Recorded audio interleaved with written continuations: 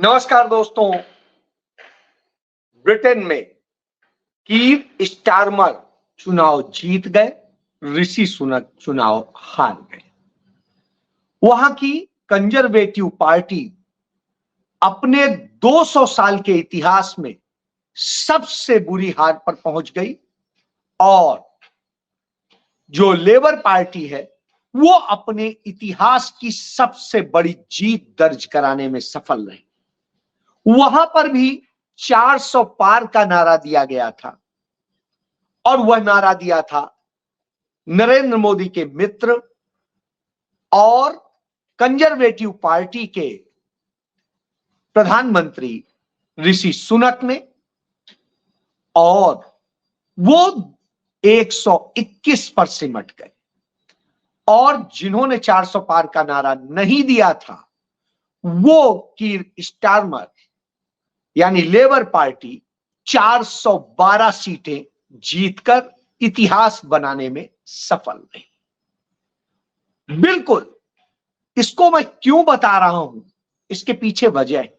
Conservative party वही है जो भारत की आजादी का विरोध करती थी, जिसके साथ आरएसएस खड़ी होती थी और वो अंग्रेजों के साथ खड़े होने का रिकॉर्ड।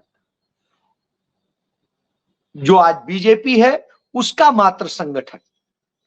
और वहीं दूसरी तरफ जो कांग्रेस के साथ खड़ी होती थी, लड़ती थी, वो लेबर पार्टी थी। और उस लेबर पार्टी ने आजादी दिलाने में एक बड़ी भूमिका निभाई थी। यह पंडित जवाहरलाल नेहरू की एक सफलता थी। मैं यह क्यों बता रहा हूं? वहां पर यह सफलता इसलिए मिली कीर स्टारमर को यानी लेबर पार्टी को, क्योंकि वहां का मीडिया गोदी मीडिया नहीं था। वहां का चुनाव आयोग मनमानी भ्रष्टाचार नहीं कर रहा था, पक्षपात नहीं कर रहा था। और वहां पर ईडी, सीबीआई, इनकम टैक्स का इस्तेमाल नहीं हो रहा था, पुलिस का इस्तेमाल नहीं हो रहा था, दुरुपयोग नहीं हो रहा था। और तीसरा, वहां पर मुख्य विपक्षी पार्टी लेबर पार्टी का अकाउंट फ्रीज नहीं किया गया था।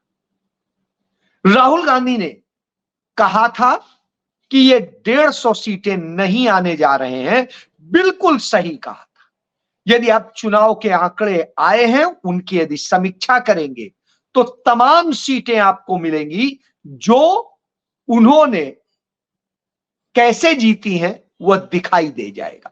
वहां चुनाव आयोग, इनकम टैक्स और दूसरी तमाम एजेंसियां काम कर रही थी, संस्थाएं काम कर रही थी। इसलिए शायद ये 150 से ऊपर बढ़ के 240 पहुंच गए। बहरहाल, मेरे बताने का एक मकसद है। यह मैं इसलिए बता रहा हूं कि यह आप जान लीजिए कि यह सफलता भारतीय जनता पार्टी की, नरेंद्र मोदी की कोई स्वाभाविक नहीं है। 400 पार का इन्होंने नारा दिया था उसी असम में जहां हेमंत बिस्वा शर्मा मुख्यमंत्री है और जिसने सबसे ज्यादा हमले किए, उस हेमंत बिस्वा शर्मा के राज्य में, असम में, कांग्रेस पार्टी के प्रत्याशी ने हिंदुस्तान की सबसे बड़ी जीत दर्ज की। वो 15.25 लाख वोटों से जीता, 15.25 लाख वोटों से। तो यह आप समझ सकते हैं कि यदि जनता चाहती है तो जीत मिलती है। ये थोड़ी ताकत लगाती, क्योंकि इतनी बड़ी संख्या है जो थोड़े थोड़े वोटों से चुनाव हारी गई सीटों की, कि वह बताती। उत्तर प्रदेश में ही 7 सीटें ऐसी हैं जो बहुत थोड़े से मार्जिन से जीती गई है। इसके अलावा इसी तरीके से तमाम राज्यों में। चलिए, यह मैं इसलिए बता रहा हूं, यह दबाव की उससे काम करता है। आज राहुल गांधी गुजरात में थे और गुजरात में जाके उन्होंने वही बात कही जो उन्होंने संसद में कही थी कि हम आने वाले विधानसभा चुनाव में गुजरात में भारतीय जनता पार्टी को, मोदी की पार्टी को हराने जा रहे हैं। कैसे हराने जा रहे हैं इस पर बात करूंगा और यह बताऊंगा कि यह संदेश उन्होंने क्यों दिया। राहुल गांधी ने संसद में एक सत्य बताया था, हिंदू धर्म कितना श्रेष्ठ है, उसकी भावनाएं कितनी श्रेष्ठ हैं, और वह धर्म कैसे हमें अहिंसा सिखाता है, सहिष्णुता सिखाता है, प्रेम सिखाता है और सबको समाहित करना सिखाता है। उस धर्म को कैसे विकृत और बदनाम किया है भारतीय जनता पार्टी ने, आरएसएस ने, उनके तमाम साथी संगठनों ने। यह बात राहुल गांधी ने बताई थी कि ये असल में हिंदू नहीं है, हिंदू धर्म तो कुछ और कहता है। ये उसके प्रतिनिधि ने।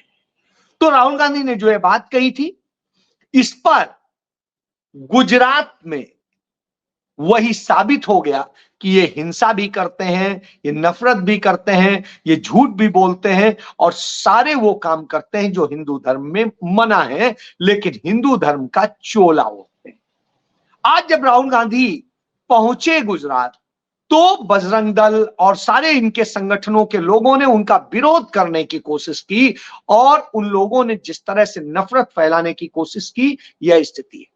भारतीय जनता पार्टी की सरकार का डर इतना ज्यादा था कि वो डर के कारण उसने, जो राहुल गांधी उस थाने में जाके अपने बंद कार्यकर्ताओं से, जो उल्टा ही बंद कर दिए गए, जिन पर हमला हुआ उन्हें बंद कर दिया गया, उन कार्यकर्ताओं से मिलने जा रहे थे, उसके पहले ही उन्हें जल्दी से अदालत भेज दिया जिससे राहुल गांधी न मिल सके। कोई बात नहीं, राहुल गांधी ने उन कार्यकर्ताओं के परिवारों से और उनसे चर्चा की।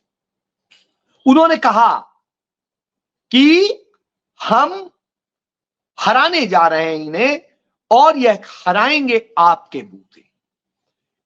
इन्होंने जो हमला किया है, जिस तरीके से नफरत फैलाई है, जिस तरीके से किया है, उसका जवाब आपको देना है वोट के जरिए और इन्हें हराकर।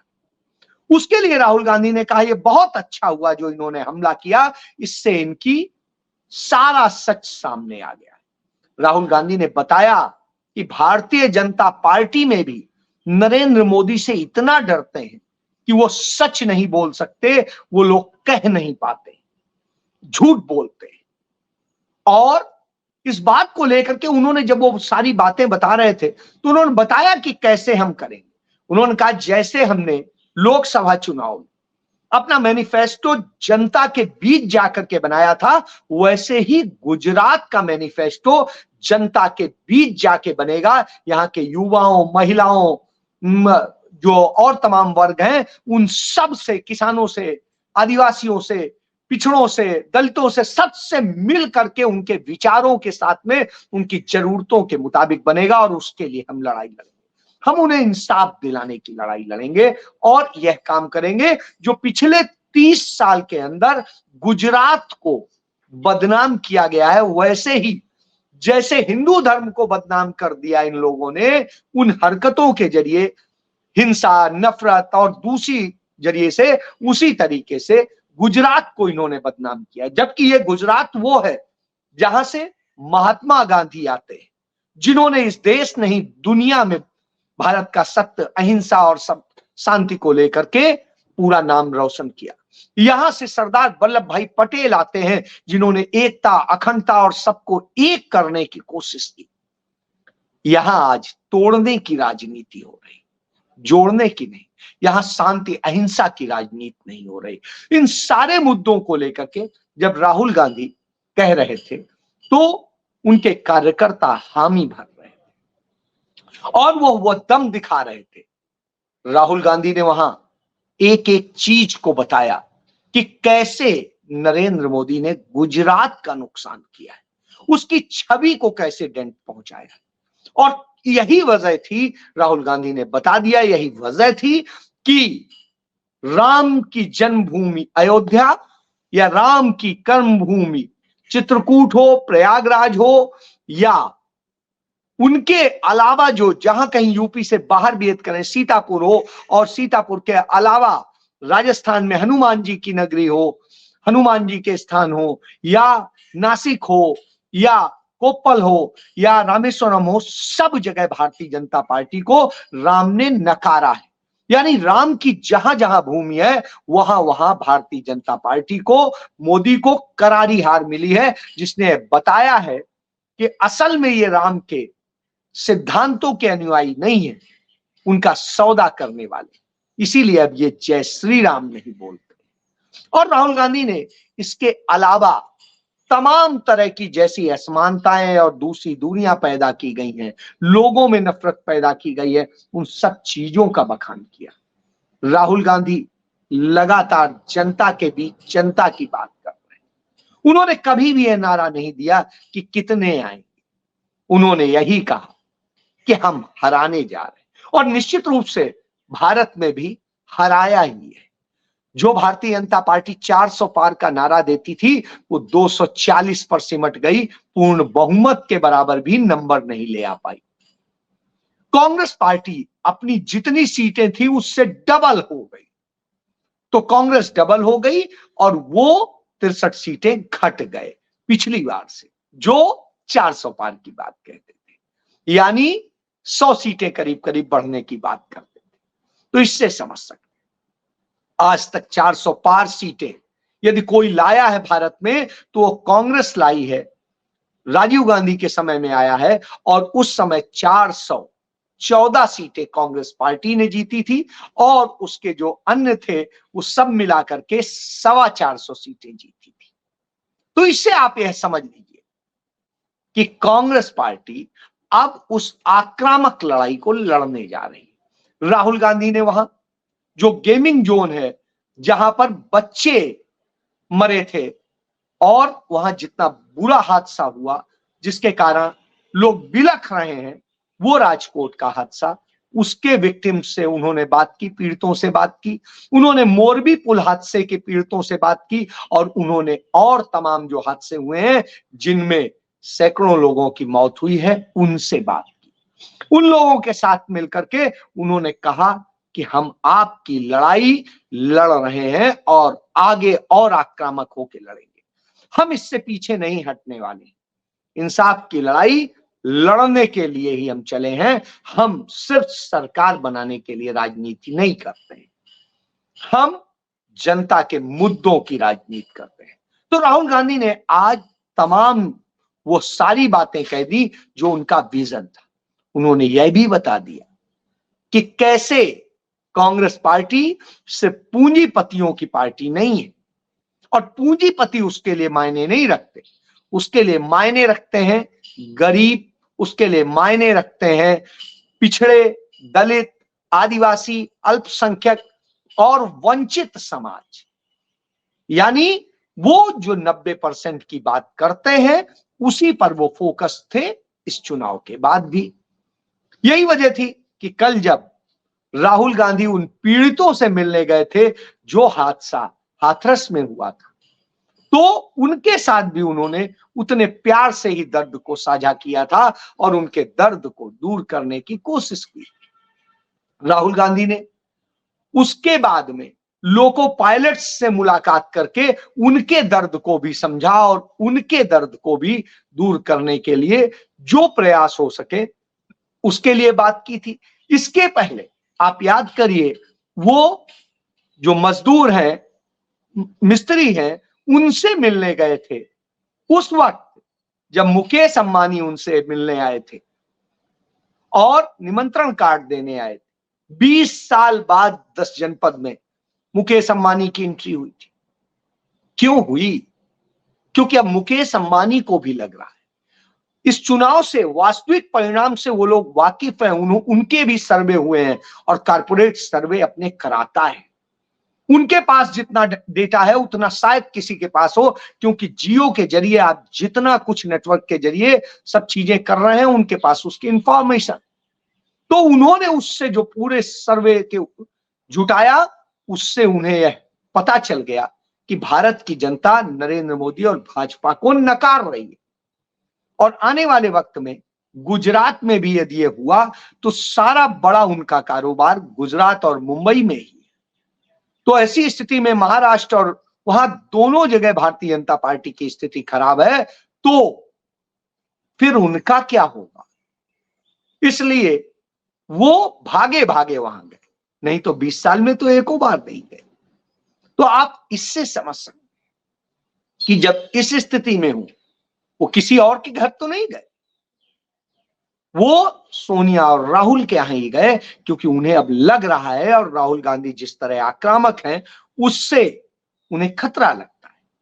लेकिन राहुल गांधी स्पष्ट है, वो कहते हैं कि हम पूंजीपतियों के नहीं हैं, हम पूंजीपतियों के विरोधी भी नहीं, वो अपना काम करें जैसे काम किया जाता है, लेकिन यदि वो चाहें कि हम उन्हें विशेष संरक्षण दे करके कुछ करें तो नहीं करेंगे, हमारा विशेष संरक्षण उस 90% के साथ होगा। यही तो राहुल गांधी की ताकत बन गया है, और इसीलिए राहुल गांधी जननेता बन गए।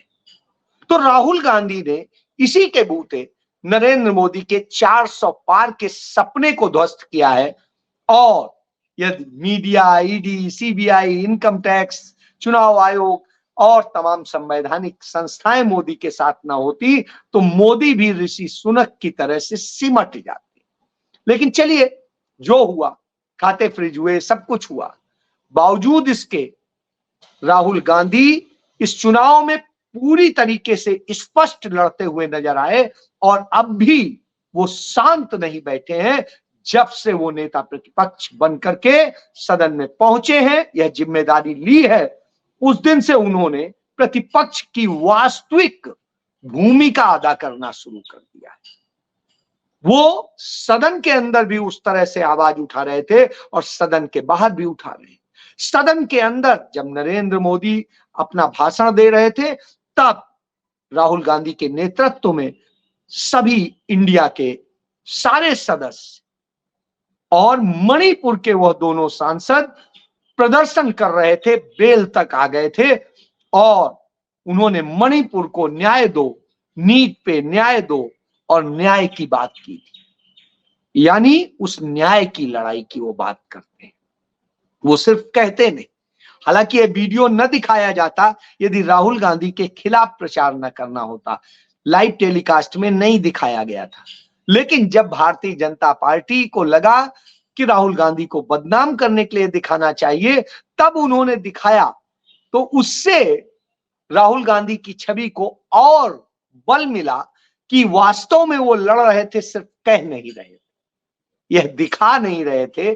जो मीडिया नहीं दिखाता है वो सत्य आ गया कि कैमरा सिर्फ स्पीकर और प्रधानमंत्री के ऊपर होता है, उनके सत्ता पक्ष के ऊपर होता है, माइक उधर होता है। दूसरी तरफ राहुल गांधी ने अब यह भी प्लान कर लिया है कि वो अब मणिपुर जाएंगे, और मणिपुर जाकर के मणिपुर के लोगों को, जिन्होंने वहां से 2 सांसद दिए हैं कांग्रेस को, उनके साथ मिलकर के उनके दर्द की लड़ाई को आगे कैसे और लड़ना है, उस दिशा में भी बिगुल फूकेंगे। यानी राहुल गांधी इधर भारत के एक कोने में जाएंगे, गुजरात में पहुंच गए और वहां उन्होंने बिगुल फूक दिया, तो दूसरी तरफ वो मणिपुर जाकर के बिगुल फूकने जा रहे हैं। अब राहुल गांधी किसी बात को लेकर के, मुद्दे को लेकर के चुप नहीं बैठते। यदि तमिलनाडु में बीएसपी के अध्यक्ष की हत्या की गई तो उस पर भी राहुल गांधी ने उसी सख्ती के साथ बोला जैसे वो दूसरे मुद्दों पर बोलते। तो यानी राहुल गांधी अब किसी मुद्दे पर न किसी सरकार को छोड़ने जा रहे हैं, न अपने साथियों को। और यही वजह है कि अब राहुल गांधी से भाजपा को इतना डर लगने लगा कि उनकी यात्रा के दौरान कैसे विघ्न डाला जाए और कैसे उन्हें गुजरात में न प्रवेश करने दिया जाए।